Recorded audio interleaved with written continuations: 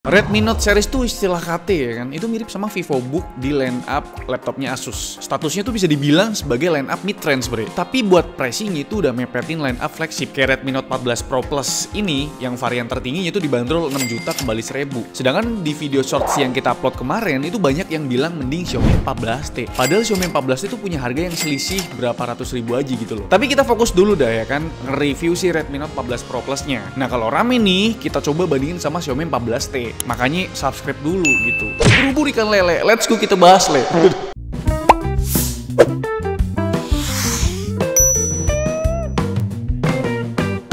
Gak usah bahas wes-wes gitu ya, kita langsung aja bahas kameranya. Emang sih ya, kamera selfie-nya upgrade dari 16 megapiksel ke 20 megapiksel. Cuma konfigurasi kamera belakangnya yang versi Indo ini itu nggak dapet lensa telenya. Menurutku sih ya mending kita dapat lensa utama cuma 50 megapiksel tapi kita tetap dapat lensa tele. Yang setuju komen di bawah.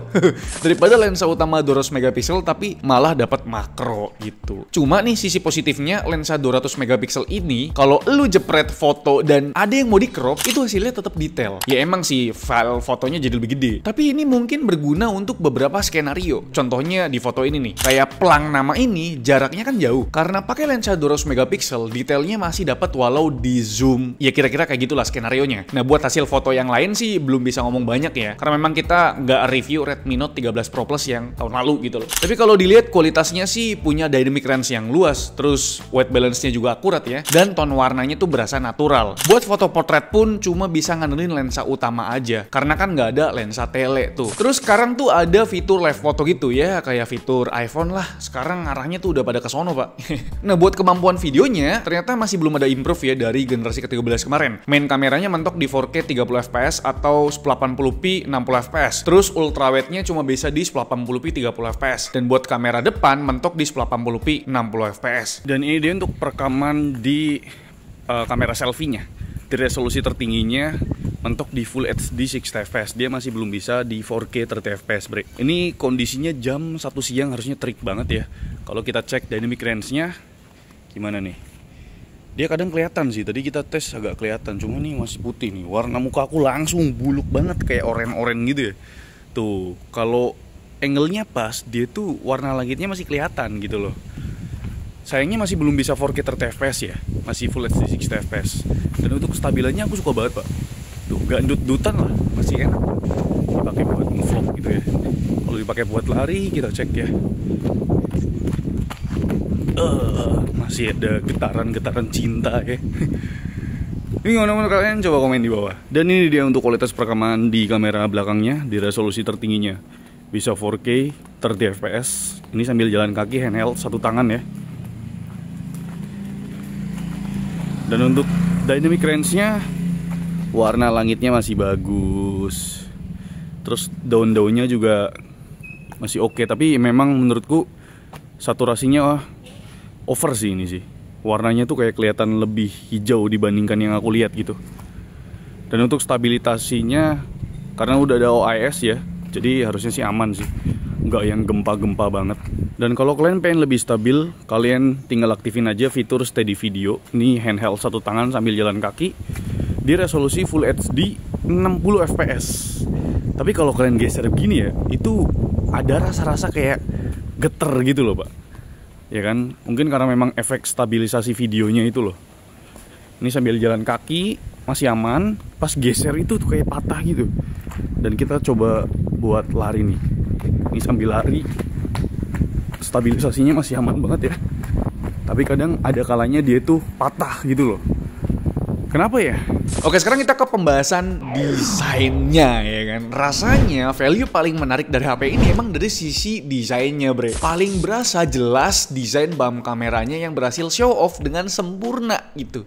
Ini kan menurut gue ya kan. Ini menurut saya pak. Ini sih rasanya ke aiku-aikuan dan ternyata saya suka. Terus build quality-nya juga makin improve ya. Pertama kali pegang HP ini langsung takjub sama feel genggamannya berkat finishing curve atau bodinya yang melengkung. Dan itu sama layarnya juga. Dalam hati tuh langsung nyebut Ini mah bukan Redmi bapak ya. Tapi jujur sih ya, frame aluminiumnya itu bener-bener ngangkat derajat HP Redmi yang satu ini. Mewahnya tuh stong gitu loh ya kan. Emang ada konsekuensinya sih, yaitu bobot yang sedikit lebih berat karena udah tembus 205 gram. Terus ya kabar yang gak enak lagi, di frame HP ini tidak ada lubang kesayangan kita semua, yaitu lubang jack 3.5 mm. Absen lagi-lagi pak di HP ini, gak kayak generasi sebelumnya gitu loh. Lagian apa susahnya sih ngasih lubang jack audio gitu loh. Padahal kan di Redmi Note 13 Pro polos itu ada tuh lubangnya. Oh ya, HP ini tetap punya IP rating IP68 yang diklaim bisa bertahan dalam air tawar ya, inget ya, dalam air tawar hingga kedalaman 1,5 meter selama 30 menit. Tapi lebih baik jangan dibawa berenang sih ya, pakai action cam aja kalau mau foto-foto gitu ya kan. Nah selanjutnya itu proteksinya tuh naik kelas pak. Backdoor yang berbahan kaca ini udah diproteksi Corning Gorilla Glass 7i buat yang varian Midnight Black sama yang Frost Blue ini. Tapi kalau mau ngerasain feeling yang berbeda, kalian tuh bisa ambil yang Lavender Purple karena backdoornya itu pakai vegan leather dengan kontur kulit jeruk, jadi lebih nyaman lagi gitu loh di genggaman. Nah proteksi layarnya juga semakin badak ya kan, karena udah pakai proteksi Corning Gorilla Glass Victus 2 ya, bukan yang pertama. Berarti kita nggak perlu was-was kalau misalkan HP ini nggak sengaja jatuh kayak begini. Aduh keras banget sih. Dan ya itu udah aman banget lah gitu kan. Nah sedikit ngebahas soal layarnya. Masih sama sih ya kayak generasi sebelumnya. Palingan bedanya di screen to body rasionya yang sedikit berkurang. Sama peak brightness-nya yang diklaim bisa tembus 3000 nits. Ini upgrade banget dari yang sebelumnya 1800 nits. Nah buat fitur always on display-nya itu masih belum beneran always. Lagian aneh banget sih ya. Masa always on display cuma tahan 10 detik doang? Ya nggak always dong. Itu akan selalu disebut sih. Oke, value menarik lainnya itu ada di speaker yang stereonya, yang sekarang tuh hasil tuningan dari Dolby Atmos. Sound quality-nya sih kayak bukan Redmi series lagi ya kan, malahan lebih berasa kayak sound quality HP flagship. Sekarang udah nggak geter pak, pas kalian nyetel lagu tapi volumenya tuh maksimal. Mid-nya tuh clear, treble-nya pas, cuma memang lagi-lagi bass-nya tuh tidak begitu powerful ya kan. Dan value menarik selanjutnya tuh ada di kapasitas baterai ya, yang sedikit bertambah. Padahal di globalnya tuh 5900 kalau nggak salah ya. Nah, di versi Indo itu dari 5000 mAh jadi 5110 mAh. Yang menurut pengetesan World 3.0 Battery Life, SOT-nya tuh tembus 13 jam 10 menit. Angka segini sih termasuk standar lah ya, bukan yang boros, bukan juga yang awet-awet banget gitu loh. Terus buat charging time-nya ini jelas super ngebut karena udah pakai protokol hypercharge 120 watt. Ngecharge dari 0 ke 50% cuma butuh 16 menit. Sedangkan kalau kalian ngisi full itu cuma 36 menit doang ya kan. Lu tinggal mandi sambil berak, full baterainya bapak.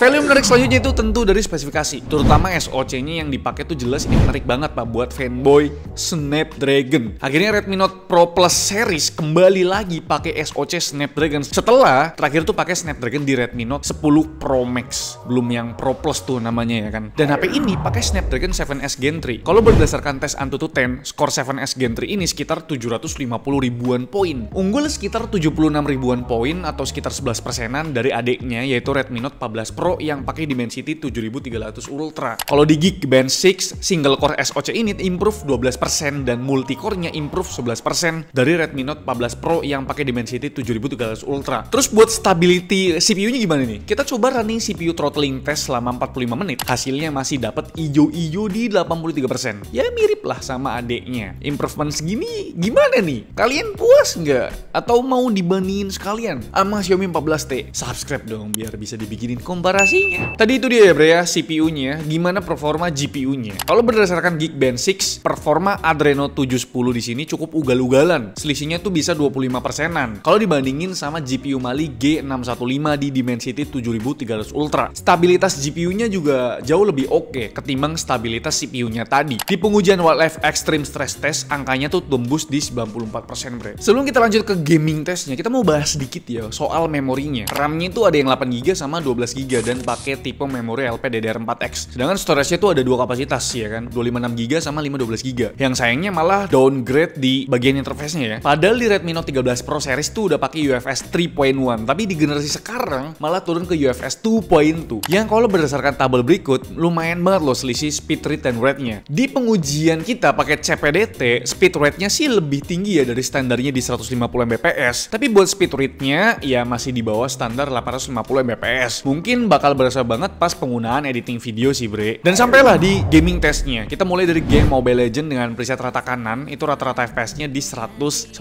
FPS dengan minimum di 87 FPS. Main 1 jam itu baterai berkurang 14%. Terus suhu layarnya di 39 derajat Celcius dan suhu backdoor-nya di 38 derajat Celcius. Kedua ada PUBG Mobile yang kita mainkan di preset HDR Extreme, FPS-nya tentu sangat stabil di 60 FPS. Main sejam baterai itu berkurang 15% bre. Jadi kalau kalian main 4 jam ya 60% masih ada sisa ya kan. Nah buat suhunya itu lebih adem dari Mobile Legends bre. Bagian layar di 36,6 derajat Celcius sedangkan backdoor-nya tuh mentok di 35 derajat Celcius. Lagi-lagi karena memang Mobile Legends tuh di-push di 120 FPS bre. Makanya lebih panas itu. Ketiga ada game COD Warzone. Kita tes di preset smoother ya, smoother gameplay itu settingan barunya mereka. Ternyata tetap terlalu berat ya. Rata-rata FPS-nya yang didapat tuh sekitar 39 FPS dengan minimum di 20 FPS. Tapi maaf nih bre, buat konsumsi baterainya lupa di screenshot ya. Dan kalau temperaturnya bagian layar tuh udah mepetin 40 derajat Celcius sedangkan backdoor-nya masih di 38 derajat Celcius. Game keempat ada Car X Street. Presetnya tuh bukan yang rata kanan ya. Itu pun FPS rata-rata cuma dapat di 24 FPS dengan minimum di 14 FPS. Konsumsi baterainya main 30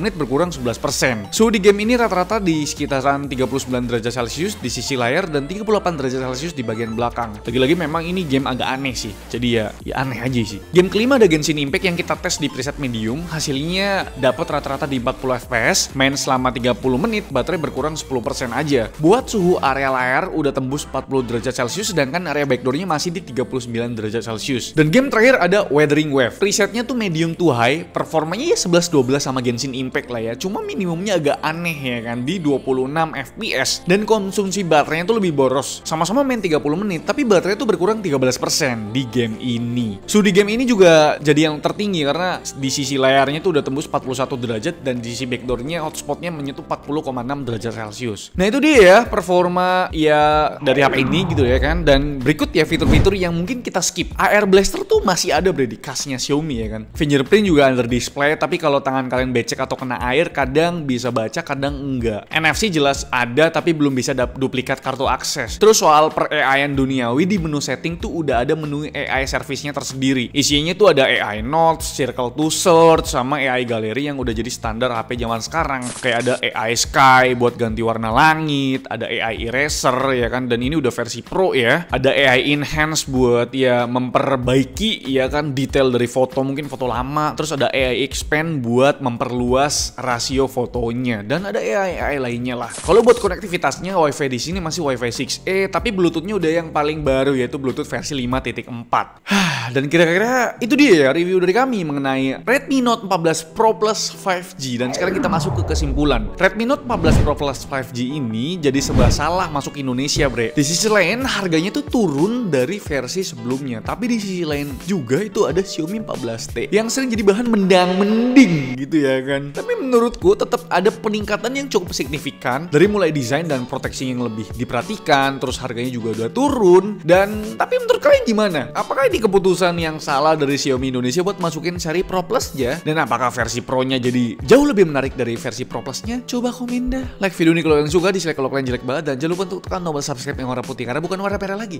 Saya Alfian Selako, terima kasih, sampai jumpa di video selanjutnya. Bye bye.